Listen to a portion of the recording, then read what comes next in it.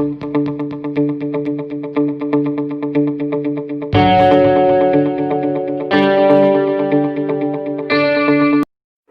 Dear दोस्तों, आज का जो हमारा टॉपिक है वो है प्रिंसिपल्स ऑफ साइंटिफिक मैनेजमेंट, जो किसने दिया है? फ्रेडरिक विंसलॉट टेलर ने, जिन्हें हम फादर ऑफ साइंटिफिक मैनेजमेंट भी कहते हैं। इससे पहले मैंने जो वीडियो अपलोड किया था उसमें मैंने हेनरी फेयोल के प्रिंसिपल्स बताए हैं। ये आई बटन पर आप क्लिक करके वहाँ पर मेरे प्रीवियस वीडियो को जाकर देख सकते हैं। अब देखते हैं कुछ बैकग्राउंड टेलर के बारे में। जो फ्रेडरिक विंसलॉट टेलर थे, उन्होंने अपना करियर एज मैकेनिस्ट स्टार्ट किया था।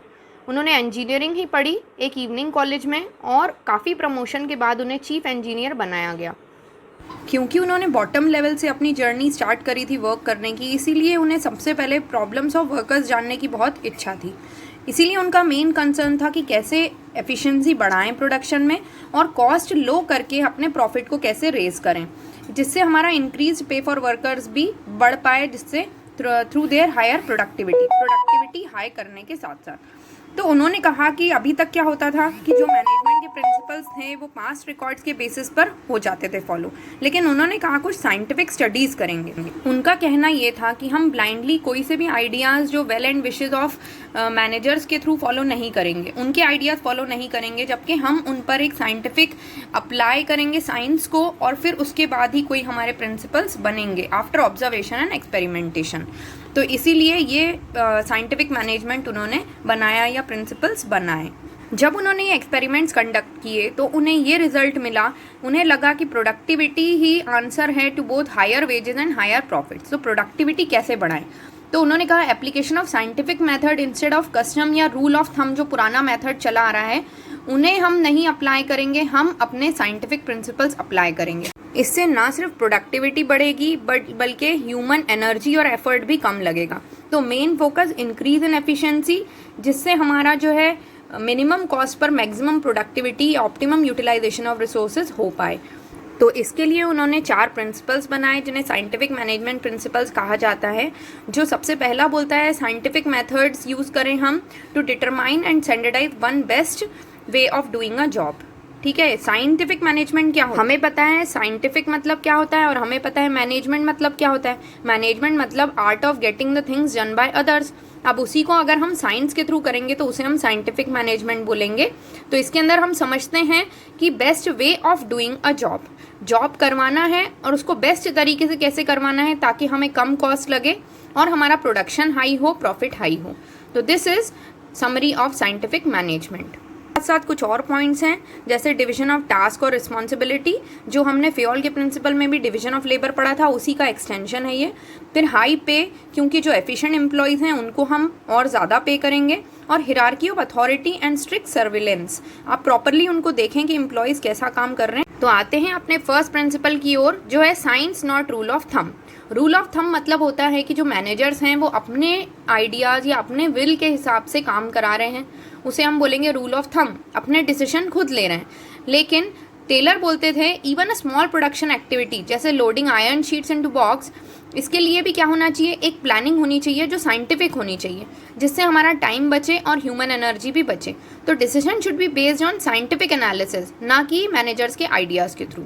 तो फ्रेडरिक टेलर के हिसाब से कोई भी एम्प्लॉय को पहले ऑब्जर्व करें, एनालाइज करें, और फिर उसका टाइम इन्वॉल्व कितना वो कर रहा है, उसके बाद डिसाइड करें best way of performing that work, और उनके लिए इवन डिटरमाइन करें कि standard output for the same कैसे हो सकता है। तो आई होप फ्रेंड्स आपको ये science not rule of thumb clear हो गया होगा। तो अब हम इसे एक एग्जाम्पल के थ्रू समझते हैं। जैसे एक टेक्सटाइल फैक्ट्री है जिसमें 150 वर्कर्स काम कर रहे हैं, और डिफरेंट यूनिट्स हैं इसमें, जैसे स्पिनिंग अलग है, वीविंग अलग है, और सारी चीज़ें अलग हैं। लेकिन ईच ऑफ दीज यूनिट्स, इसको एक स्पेशलिस्ट या फोरमैन जिसे हम बोलेंगे, जिससे नॉलेज है, एक्सपीरियंस है, और जो स्पेशलाइज है एक पर्टिकुलर एक्टिविटी में, उसे हम असाइन कर लेंगे।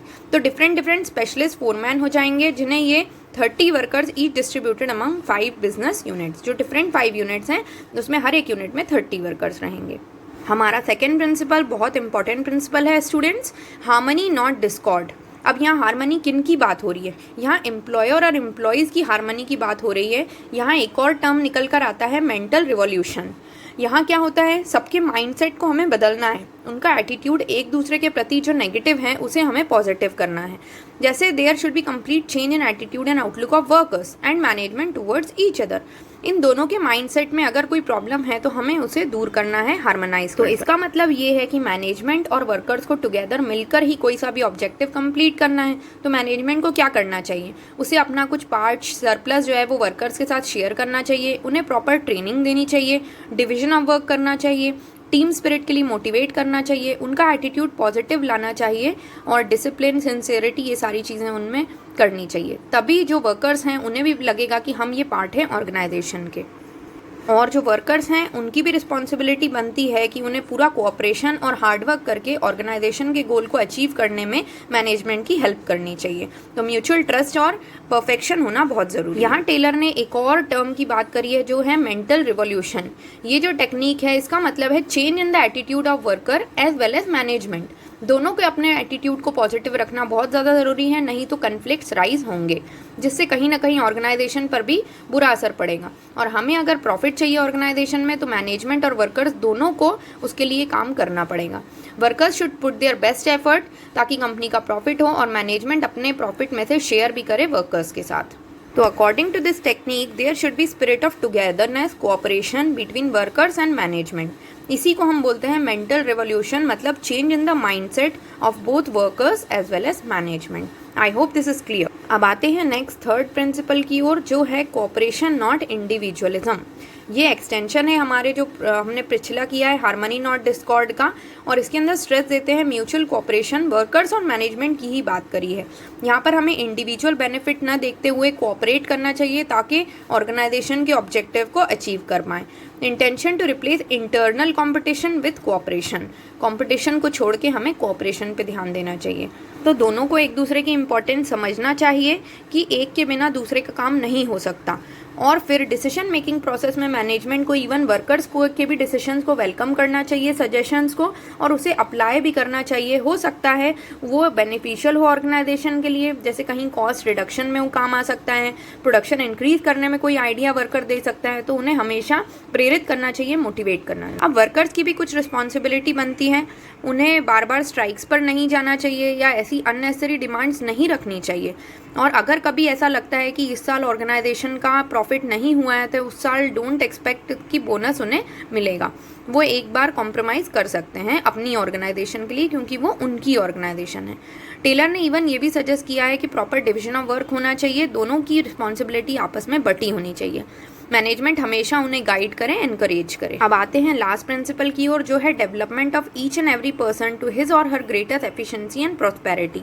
क्योंकि हमने देखा है साइंटिफिक मैनेजमेंट में टेलर ने हमेशा किस पर फोकस किया है, increase in the efficiency of workers.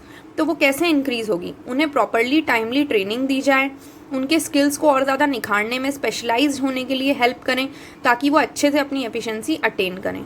Steps should be taken right from the process of selection of employees. उन्हें प्रॉपर ट्रेनिंग दी जाए और साइंटिफिकली उनका सिलेक्शन किया जाए। जो भी उन्हें वर्क असाइन किया जाए वो उनकी फिजिकल, मेंटल कंडीशन या इंटेलेक्चुअल कैपेबिलिटीज़ को देखते हुए किया जाए। एफिशिएंट एम्प्लॉयज़ जो हैं वो हमेशा ज़्यादा प्रोड्यूस करेंगे क्योंकि उन्हें और ज़्यादा अर्निंग करनी है, इसीलिए वो ज़्यादा यूनिट्स बनाएंगे। इससे क्या होगा, अल्टीमेटली वो एफिशिएंसी अटेन कर लेंगे जिससे ऑर्गेनाइजेशन का भी बेनिफिट होगा, ज़्यादा से ज़्यादा प्रोडक्शन हो पाएगा यूनिट्स का, और एम्प्लॉयज़ का भी खुद का पर्सनल डेवलपमेंट होगा। तो ultimately this is the benefit of both management as well as workers. दोनों का पर्सनल डेवलपमेंट भी होगा और साथ ही साथ ऑर्गेनाइजेशन भी, उनकी प्रॉस्पेरिटी होगी, प्रोडक्शन इंक्रीज होगा और एम्प्लॉयज़ इवन ज़्यादा अर्न करेंगे तो वो और ज़्यादा मोटिवेटेड रहेंगे। So this is beneficial for all in the organisation. So students, thank you for watching my video. अगर आपको ये वीडियो अच्छी लगे तो प्लीज़ इसे लाइक और सब्सक्राइब करना ना भूलें, और प्रीवियस वीडियो भी जाकर देखें क्योंकि उसमें हेनरी फेयोल के प्रिंसिपल समझाए हैं मैंने। अभी हमारा टेक्निक्स मैं नेक्स्ट वीडियो में कवर करूँगी। With that I am ending this lecture और hope that I see you soon. Study well and stay safe.